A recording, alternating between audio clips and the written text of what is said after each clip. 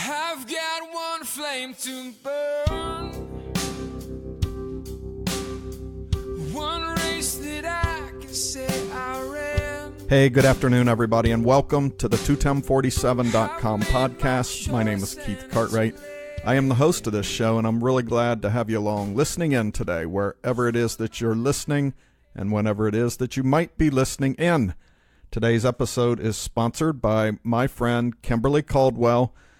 Kimberly has sponsored this show and 21047 for quite a while now, so I am grateful for her partnership and for her ongoing support. She sponsors me financially through Patreon. Patreon is a platform where you can go and support me and other creatives on a monthly financial basis, helping me take this idea of mine to use this running journey, what God has done through my life in this journey, and just share stories as far and wide as I can. Obviously, I dream of doing it bigger and bigger, and the financial support helps me do that in a lot of different ways. So thank you, Kimberly. If you're interested in checking out Patreon and supporting me that way, you can go to my website, 21047.com, TWOTIM47.com. Almost forgot how to spell it there for a minute. TWOTIM47.com. Click on the Support Me tab. Then that will take you down to a link to Patreon where you can learn all about that opportunity. So thank you, Kimberly. I'm also grateful for all the folks who just listen in. I understand not everybody can be in a position to support like that. I know folks support a lot of different things, so I'm grateful for the folks who do. But I'm also grateful for the folks who listen to these stories, who share them, who get anything out of it. I hear a lot of feedback frequently from folks who have found some good in these stories, and that's really what it is all about. So just thank you to the faithful listeners out there. And today, to all the faithful listeners, I have a great story, a great interview. I'm really excited to present this one. Little background. I am sharing this interview with the daughter of a longtime friend, Karen Rush, as I knew her for many years, starting in the third grade when we became friends. She's now Karen Wierzbinski, and today I get to interview her daughter, Hannah. And it was about a year or so ago when, following Karen on Facebook, it became pretty clear that Hannah had caught a bit of the running bug. And so she had decided she was going to run a half marathon. And in very quick order, that half marathon turned into a full marathon before she ever ran the half. The half just became a full. So we're going to talk about that today, and then how that journey quickly turned into the pursuit of an Ironman. And I'm talking the full deal Ironman, the couple of mile swim, 112-mile bike, full marathon, all wrapped up in one really long day. So this conversation with Hannah was really uplifting for me. She's a young lady, 21 years old, and just to listen to her perspective on life, reflecting on her upbringing and how that impacted who she is today, how she really has prioritized some things in her life that, frankly, I work with young college kids, and not all of them have this capacity to prioritize. And Hannah says in this interview, she mentions just this idea of having, a little bit of a backbone, because you have to turn your back on some popular things in order to pursue what's important and meaningful to you. This conversation really inspired me. I learned a lot. Just goes to show a 54-year-old can learn a lot from a 21-year-old. So I thank Hannah for that. I'm grateful you're going to get to listen to our conversation. So I'm going to go ahead and turn you over to it right now. Here is Hannah Wierzbinski. Well, I want to welcome Hannah Wierzbinski to the 21047.com podcast. So welcome, Hannah. Thank you.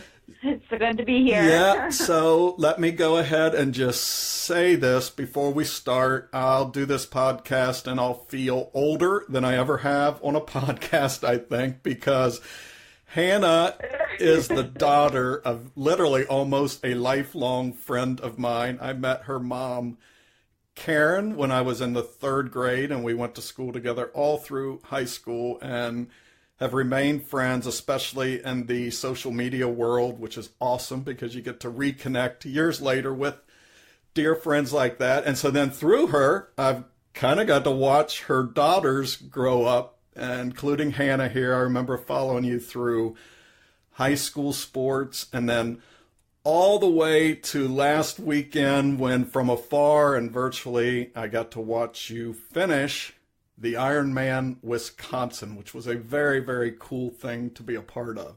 So first, congratulations on that. Thank you. And that's sort of the end of the story. So I want to back up and then we'll work our way to that just incredible trip. But I think it was last year or in the last year or so when I started watching you embark on this running journey, which this is in a large part a running related podcast. So obviously I have a big interest in running. And if I remember the story right, and I'd had some conversations with your mom, you had kind of got into this running thing, and then you signed up for a half marathon. And then if I remember, like one day you went out and you were just training and ended up running like a full marathon and training. And then suddenly you were signing up for the marathon instead of the half marathon. So talk to me a little bit about this running bug you clearly got and how that all came to be. Yeah. I would say I kind of dove in head first last fall. So it's been a really interesting, really fulfilling journey. But just to kind of start from square one, like my childhood, growing up, I was always an athlete, something I've always loved to do. My parents started me in dance when I was about 2 years old, and it became very evident very quickly that I was not a natural at that, to say the least. So around age 4 or so, I started picking up sports like basketball, soccer, got into track later on and cross country and those kinds of things, and stuck with them through senior year of high school. Then I got into college and kind of hung up my running shoes for a while. I had a lot of episodes during cross country where I would pass out after racing 3 miles, and that was scary to me. It was scary to my parents. And so for me, I felt fortunate that I survived the whole thing. I was like, okay, on to the next. But like I said, hung up my running shoes when I got to college, and eventually I felt like there was a void where sports used to be. So sophomore year, I started running again, recreationally. And then junior year, I discovered the November Project, which is a free fitness community here on campus. I attend UW-Madison, for those who don't know. It's open to all ages. There are literally grandmas to Ironman in this group, and it's really cool because you can kind of make the workout your own. But there's a tribe, is what they're called, from coast to coast all over the U.S.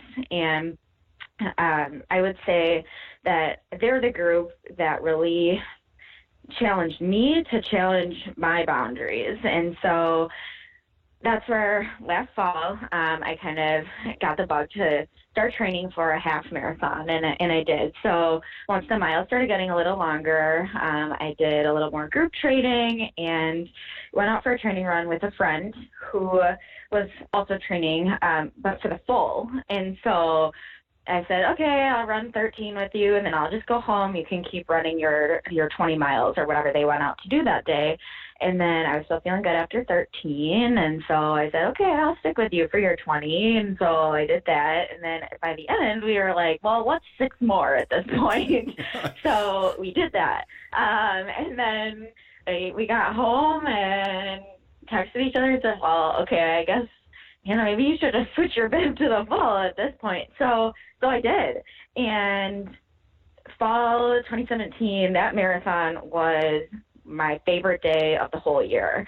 And so I think that's where I caught the bug, the endurance bug. How I got into triathlon is a different story, but that's a little bit about my running background. Right. So a couple of, I had a lot of questions in that, but you mentioned something, yeah, and it's fascinating to me because I'm talking with a lot of runners. This I always hear some form of this. You said that you kind of got back into this running and then into the November project because it filled this void. I'm curious exactly what that void was. Was it a physical fitness void, some sort of emotional or mental void? I'm curious what your void was that this filled.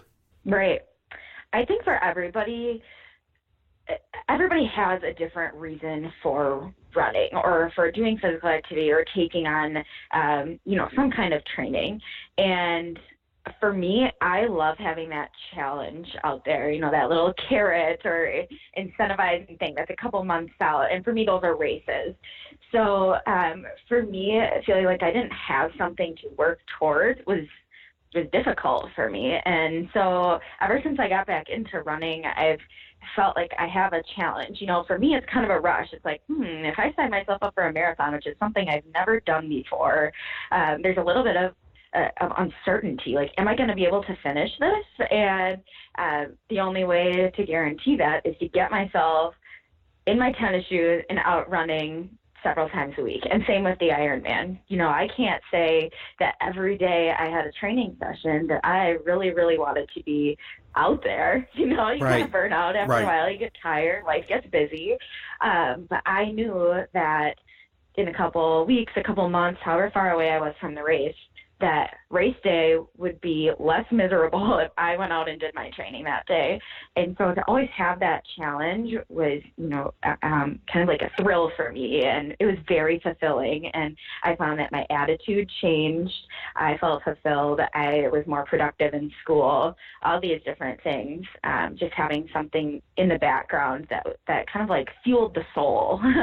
My soccer coach in high school used to say, you have jobs that pay the bills and you have jobs too that feed the soul. And so for me, I felt like, hey, I go through my school routine and get the grades because that's what's expected of me. But there also has to be that part of you that you enjoy and that makes you excited to get out of bed in the morning. And so that's what it's been for me. Yeah, I think you just kind of did therapy for me a little bit because I have always, I don't know. I think you just articulated something that I have felt in this running journey. I was always very active in sports in high school. They were a big part of my life. I always tell people if there hadn't been sports in high school, I probably never would have finished, although my mom and dad would argue, no, that's not true. You would have finished. But that was really a lot of the reason I showed up. But I think that's what this running journey has really become to me, is just filling that void of always having this big challenge out in front of you, something that you're practicing for. In high school, it's always a game or a track meet or something. And I like what you said about that, especially this idea of having something out in front of you there that you've never done before. And I love what your soccer coach said about having this job that feeds the soul. He just said that was his purpose in coaching, was that's what has fueled his soul. That's what made him feel fulfilled at the end of the day. And that always stuck with me because I knew that as a coach, he was really invested in me and what he was doing. So I was like, well, when I get older, I want to find what that is for me. And I'm really fortunate that I've found it so early in life.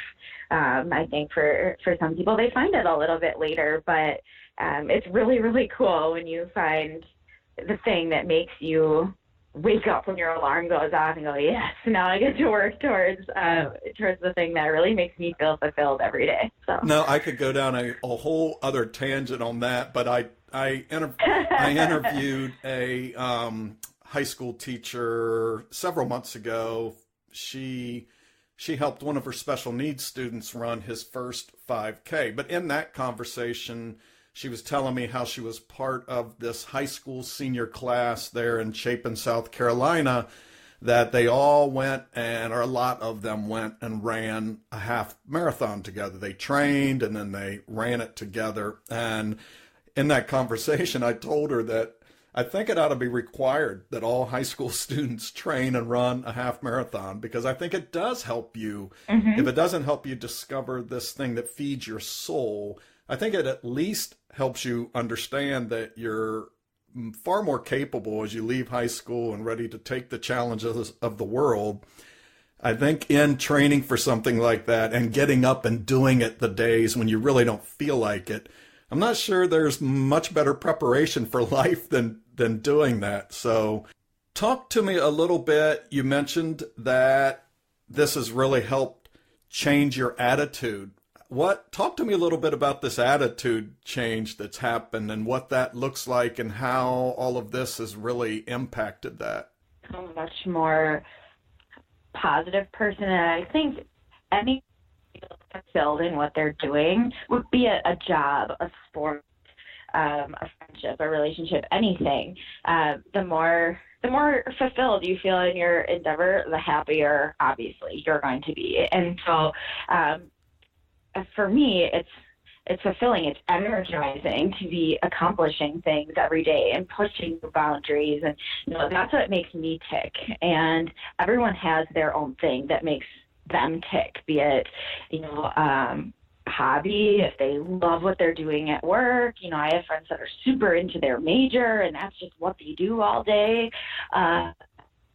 Obviously, running friends. But everyone has their own thing. And so for me, when I wake up every day and feel like I get to go do what I love, it makes me happy. It makes me re-energized, and it makes me want to go cheer on the next person who's, chasing their dream too.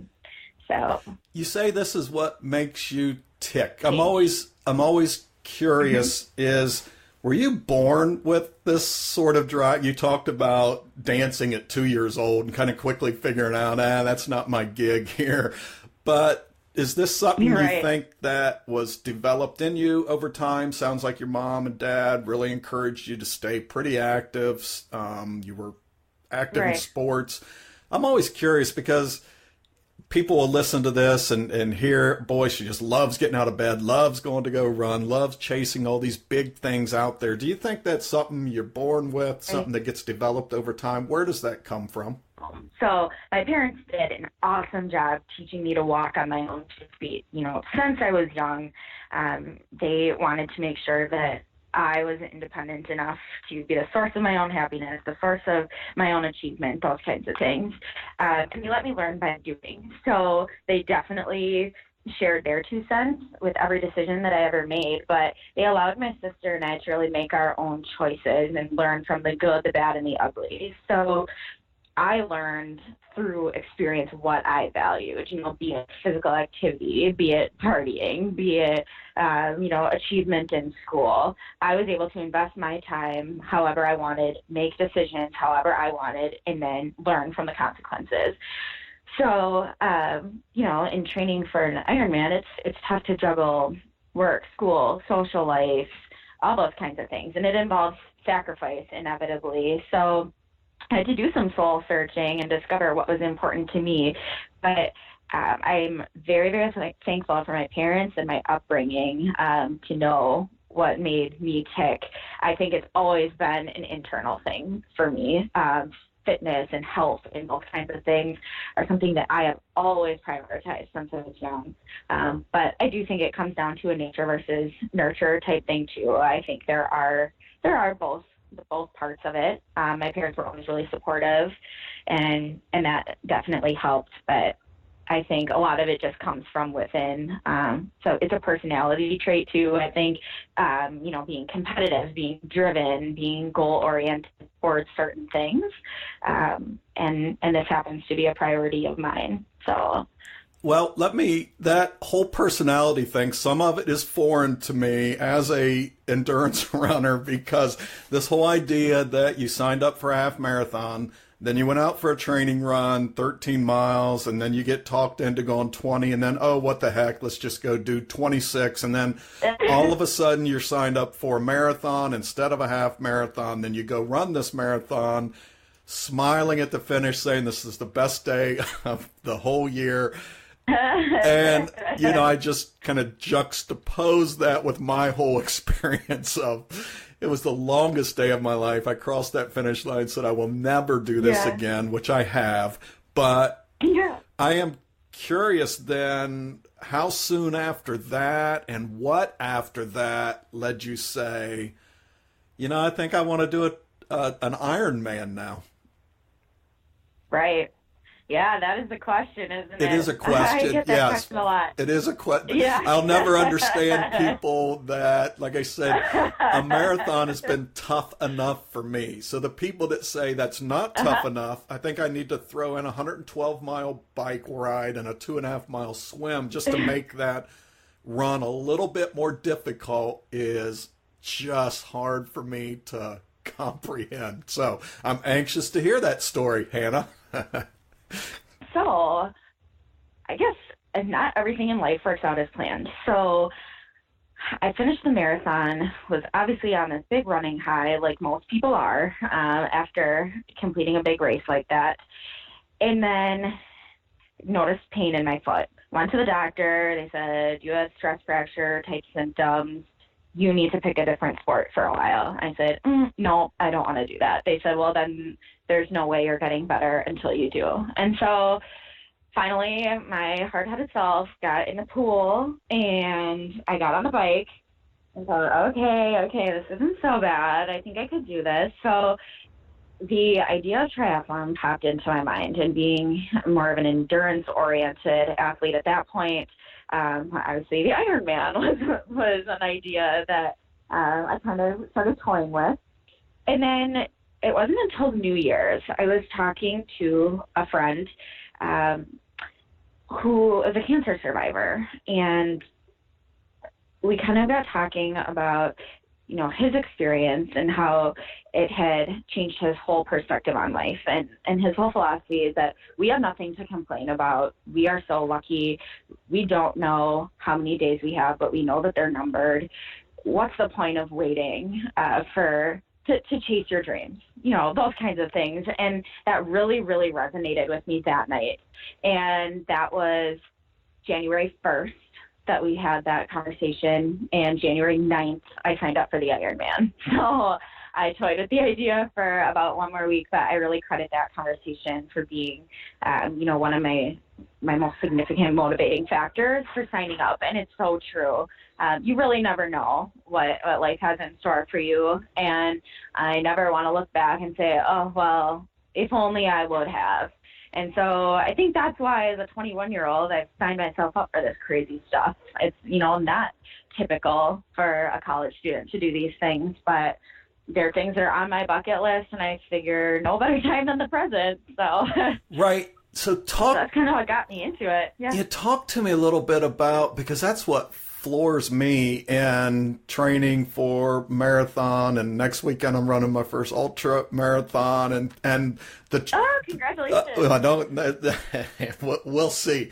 We will see. Going down in the mountains of Georgia, so it's going to be a whole new, but kind of like you, something brand new. There'll be a lot of mountains. It's all trails. Good challenge. But for me, in training for that, it's fairly single-minded, single focus. It's just running, and in this case I've had to work on a little more elevation. How do you, and then really as a college student, and then I think you work part-time as well, how do you train for an Ironman in the midst of that busy schedule? Right. I think college is the perfect time to do it. There are two ways to look at it. Some people say that the college schedule is so different every day that it would be terribly difficult to come up with some kind of schedule for training. And some people look at it on the flip side. So I say my schedule is flexible enough now where I can it's like a puzzle. You put all the pieces together, however they're going to fit for that particular week. So I sit down every Sunday, and I literally use block scheduling. I color code my schedule. I know when I have to be at work. I know when I have exams, when I have assignments due, when I have classes, those kinds of things. And then I fit training in there wherever I can. And it always got done, but there wasn't necessarily a specific time of the day that I was training every single day. So there were mornings that I was up at 4 and I did all my training, and then I did some homework, and then went to class, and then work, and then back to class, and those kinds of things. And then there were some nights where, for example, I had my birthday dinner on a Tuesday night. I turned 21 in February and went to a swim class after that. So from like 9 to 10 p.m. So it's kind of wherever it fits, but you just have to be very, very proactive about, your own schedule. That's what's interesting about college versus high school. Your training schedule is built in for you. You know that you have soccer practice from 4 to 6, or you have a game from 7 to 9, or whatever the case may be, and you have to be there. Right. But you hold yourself accountable in college, and so that's been another very, very invaluable lesson that transfers to school and friendships and everything. You are the one that's responsible for showing up to class or to a friend's birthday party or whatever the case may be. So tell me, it's a challenge. Yeah, well, I'm sitting here amazed by you for a couple of reasons. One, you're clearly a very bright and very driven young lady. I can't help but listen to you at 21 and compare you to myself at 21. We couldn't be more drastically different. I chose all of the fun things and which really turned problematic for me in a lot of areas of my life, and didn't pursue some of these healthier things. Why is marathon training, why is an Ironman so important enough for you to sit down on a Sunday night, block out the time to be best prepared for it as you can be, to make a birthday celebration, your 21st birthday celebration, swimming over what a lot of typical college students, what Keith would have been doing at 21. Why is it so important for you to make that kind of commitment to it? Right. It's interesting because one of my majors is marketing, and we talked about this in one of my classes, that we're all driven by different things. For some people, it's achievement. For some people, it's relationships. And there were about 4 or 5 different motivating factors that we talked about. And I think for me, achievement is very much one of the things that drives me. And I make sure I keep my close friends close, and I do make time for my friends. But it was very, very important to me, for example, on the night of my 21st birthday, that I was doing what it took to achieve my goal, even though it was, 6 months out. It's that important to me. And I think in some ways you don't have a choice what motivates you. There are just certain things that kind of fuel the soul, and for whatever reason, that's how it is. So right. I get some kind of weird high, some kind of fulfillment from it that, I don't get in all other aspects of my life. Yeah. So, no, well, so I make it a priority. Yeah. I think there's a lot of intention that goes into that. You stated it earlier when we were talking that you said about your high school soccer coach that you hoped someday you would be able to find what it is that fuels or feeds your soul. And I don't know that enough people get out there and pursue life that way, understanding that there are things that are going to fuel and feed my soul.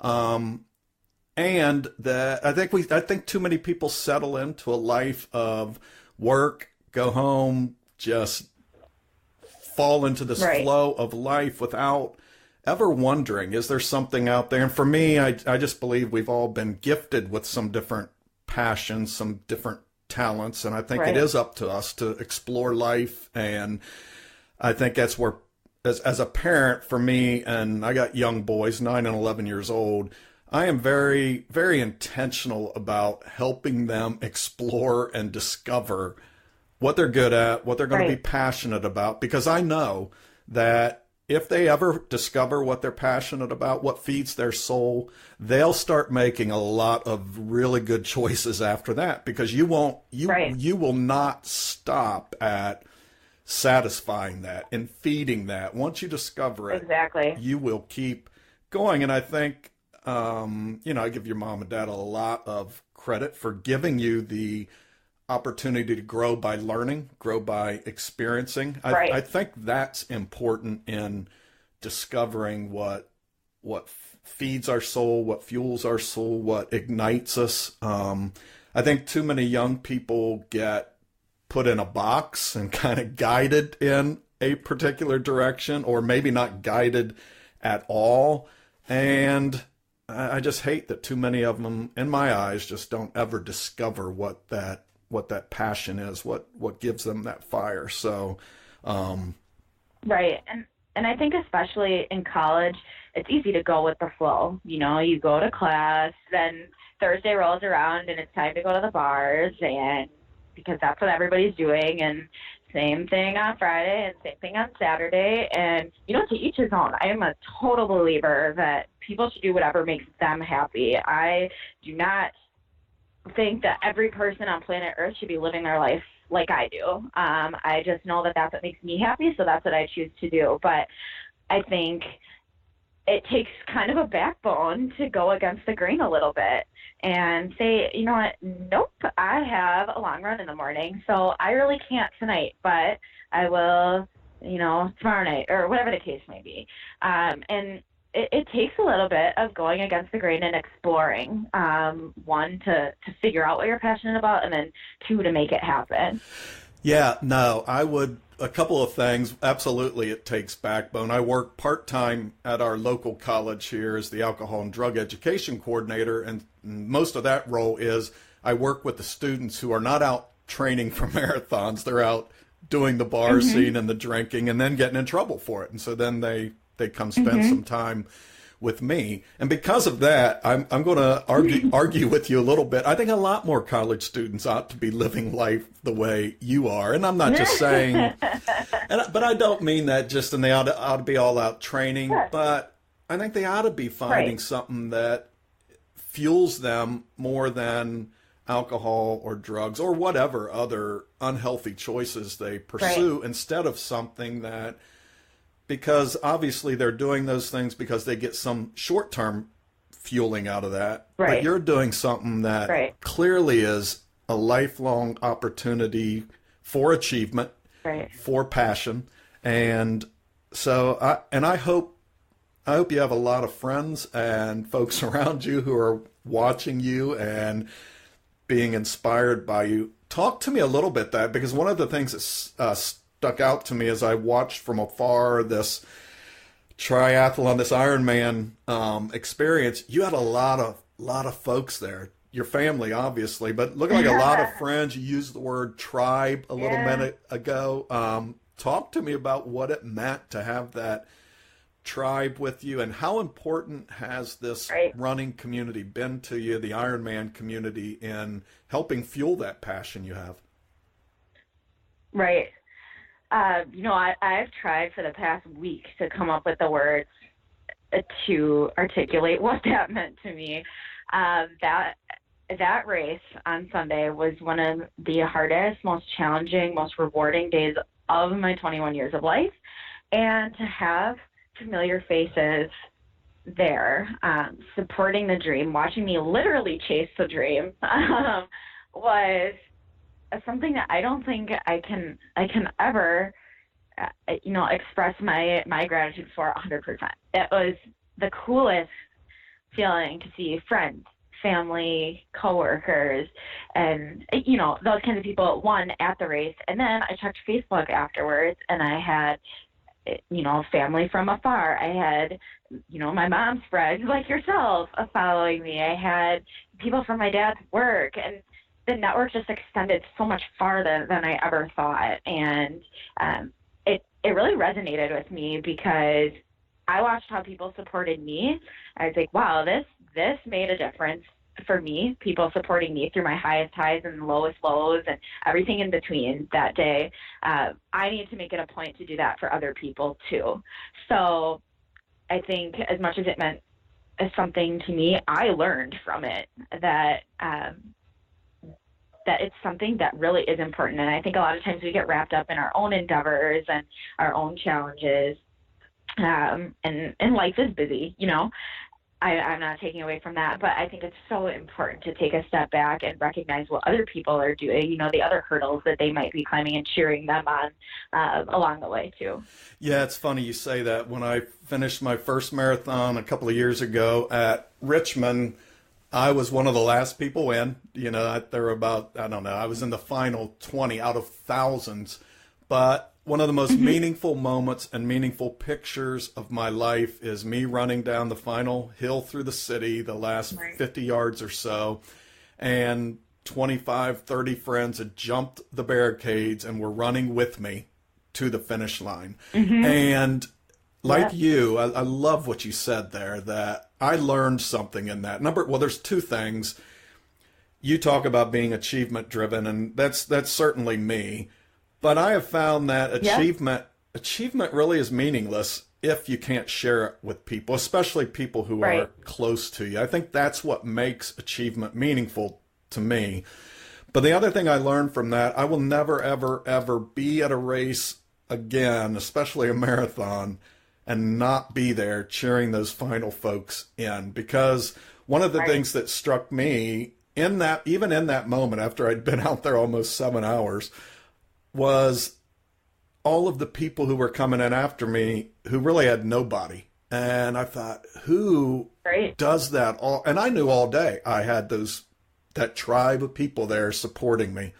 But who is there for some of these folks? And so this running group of folks that I belong to, the Megs Miles family, that's become one of our that identifies us. We are a group of people who is there at the end, perfect strangers, cheering these last folks in, because we know what that support means. We know what it feels like. So good for all those folks who are out there helping you chase your dream.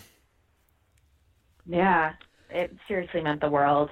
And the other really cool thing about triathlon, and maybe there are things like this for marathon too, but I think especially with the Ironman, it is such a scary endeavor, especially for first timers. I think that there are a lot of Facebook pages, and so there are a lot of random participants from across the nation and across the globe that are on some of these Facebook pages that I joined, and everyone shares their experience, their high highs, their low lows, their challenges, their tips and tricks, those kinds of things. And that was a really, really helpful tool from a community building standpoint, and just as a first timer trying to calm the nerves over the 9 months. That was a really helpful tool for me. So I think the triathlon community in general is so supportive, so helpful, and everyone's really cheering each other on.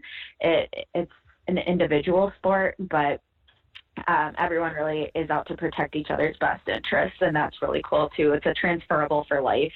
Absolutely. I'm curious. You said it was the hardest thing you've done in your 21 years. What? Because for me, I just can't even fathom. Number one, I think you took about 13 hours and 30 minutes. So that to me is really fast. But to me, it's also a really, really long day. And then you're doing these 3 different crazy endurance events all in one day. I can't, just what was the hardest part of that experience for you? The hardest part was 110% the second part of the marathon, which I didn't anticipate because I had always been a runner, and the other 2 were, new to me. And I think what made it difficult was when the synthetic food kind of catches up to you after a while. You're eating powdered stuff in your water, and you're eating goo and, goo gels and the little chewies and whatever. And I think all of a sudden your stomach goes, all right, time for, like a sandwich or something. Right. So that was challenging. I started to feel a little bit sickly, and I think everybody did. Also, there comes a point where your legs just kind of run out, Right. So every mile there was an aid station, and I would stop there and rehydrate and grab whatever kind of food I needed. But it got harder and harder to pick up my legs and start running again. So I never felt really pain, I wouldn't say. I never felt like burning or anything like that, but my legs just kind of rebelled after a while. They said, no, we're tired. Ever? So that was definitely the hardest part. I thought for sure the swim would be the scariest for me because that was brand new. In my Facebook post, I had mentioned that I failed my guppy swim lesson when I was 8 or 10 years old or whatever it was. And I looked at my mom when I got my little failure certificate and I said, well, good thing I never need to know how to swim. I'm done with this. And so I thought I would never get back in the water. And then come January, I had to. So I did. I relearned how to swim. And then the bike, I was really fortunate that I live on the course. So I got to do the majority of my training there, which was really nice. I felt great on the bike. I had a great time on the bike. It was the easiest ride that I've done because there were, fans there, and just a little bit of morale boost made it a lot more enjoyable than those lonely rides on the weekends. So I really enjoyed that part, and then felt great for the first half of the marathon. So it was just a little bit of an overview of that long day, but no, half of the marathon was kind of a challenge. Is there anything that you've learned about yourself in that journey this last year? I mean, to me, you come across as very confident, very self-aware. You seem to know yourself really well, what makes you kind of tick and go and what you need to stay away from. It would seem like you know everything there is to know about Hannah. Did you learn anything about yourself in this journey that you didn't know? Well, I kind of learned that I set my own boundaries, I suppose. I think when I started collapsing during my cross-country races in high school, I just did it for one season. I honestly looked back and I said, I don't know that I ever could have done it another season. I joined my senior year, so that was just it. And I thought, okay, well, it looks like 3 miles is my limit, and now I'm done. Great. I'm glad I survived.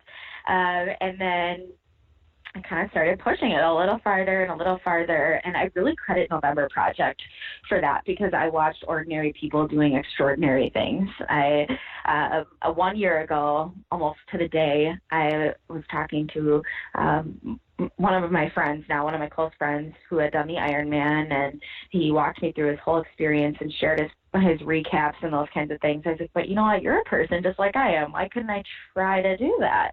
And so that's kind of where I got the idea. But I think I had set limits for myself based on, what I thought was possible. But then once I started pushing it a little farther, I was like, you know what? That limit only existed because I told myself it existed. And now, here I am racing 140.6 miles instead of 3. So Right. that was a really cool lesson to learn.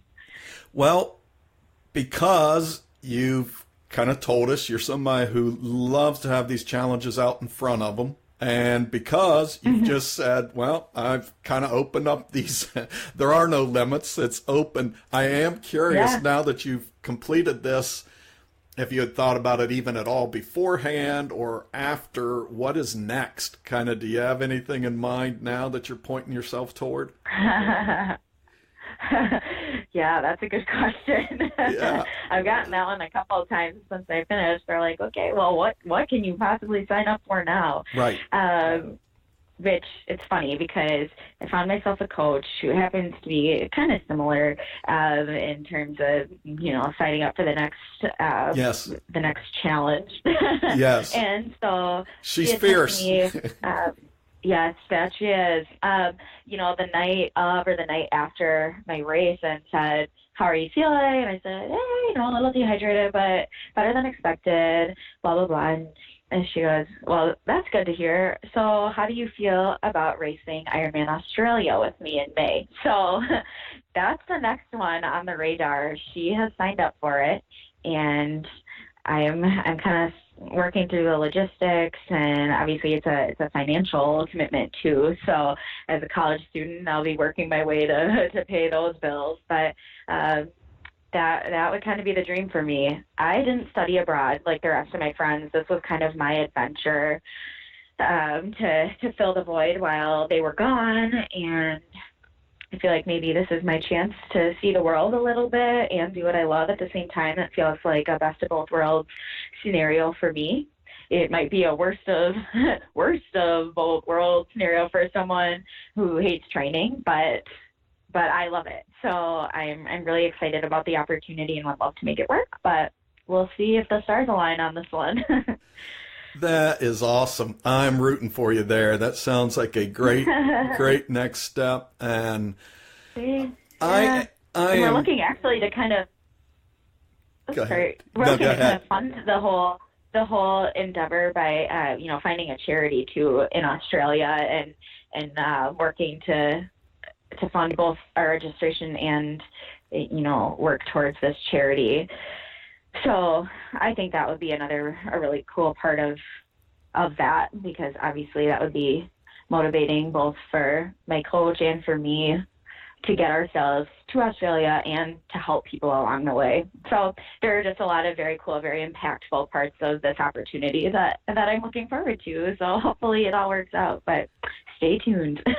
Well, I'm going to tell you right now, I have no doubt it will. You just don't seem like somebody who gets an idea and then doesn't figure out how to make it happen. And I think especially when we start getting service minded and looking for that purpose even a little bit deeper than just going and running, those things always seem to work out in my eyes. So I'll be rooting for you and looking to help you out any way we can to make that dream come true.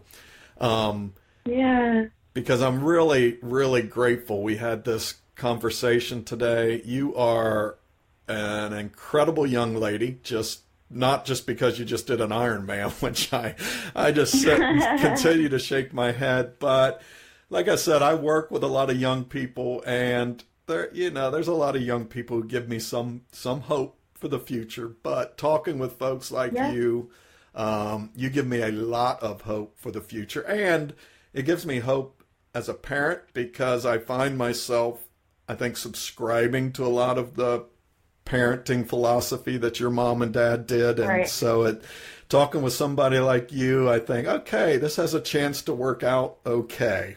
So I really appreciate your time, and I'm just really proud of you. You did a great job.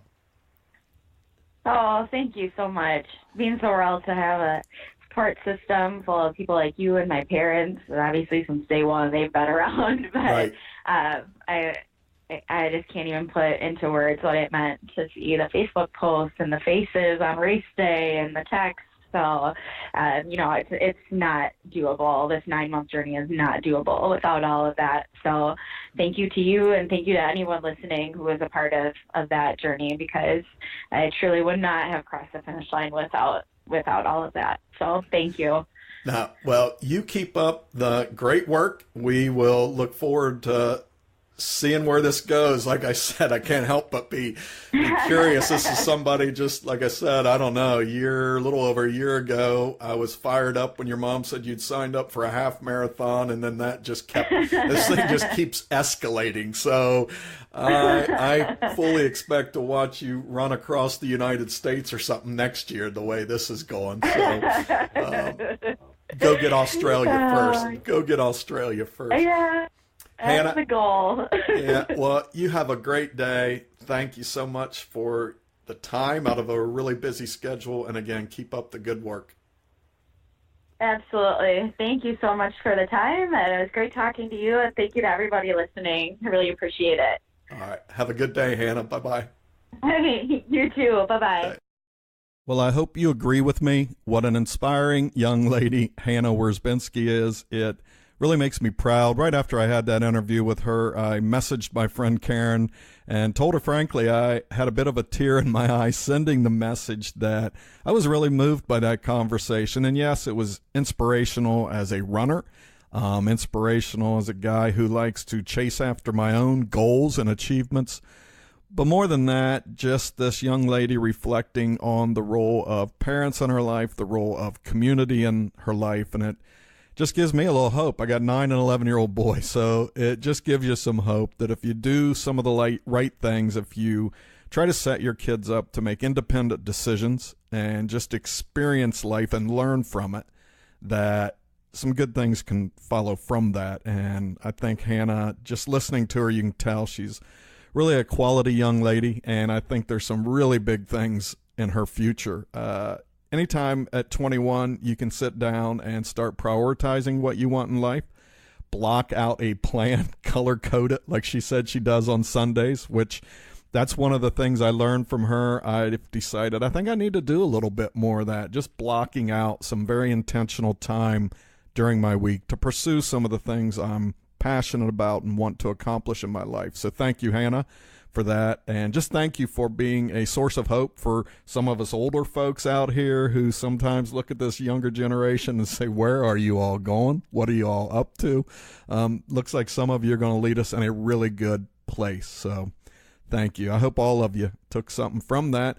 And great job on that Ironman. We look forward to following you all the way to the land down under. So we'll see you in Australia, Hannah. Maybe we can have a follow-up interview then. Hey, thank you all for listening in.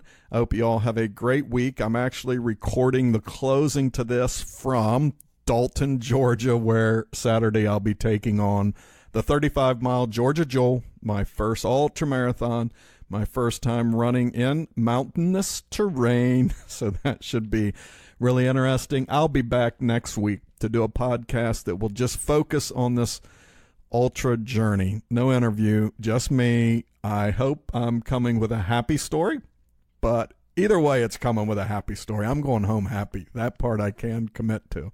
Come back next week. Listen to a recap on the Georgia Jewel. If you're out there running this weekend, run hard. If you're not, maybe get out there and cheer somebody on. I love what Hannah said about learning, about looking at what others are doing, cheering other folks on. Great message from her. So get out there and cheer somebody on. I look forward to the folks out here volunteering and cheering in Dalton, Georgia for the Georgia Jewel. And if running's not your deal, I think, like I said, there's a lot you can learn from these conversations with Hannah. All of us don't have goals around running, but a lot of us have goals. A lot of us have things we want to achieve. She gave us some real tactical things that we can do to get after it. So even if you're not a runner, there's good stuff here. Either way, come back next week to the 21047.com podcast. Have a great week. Despite the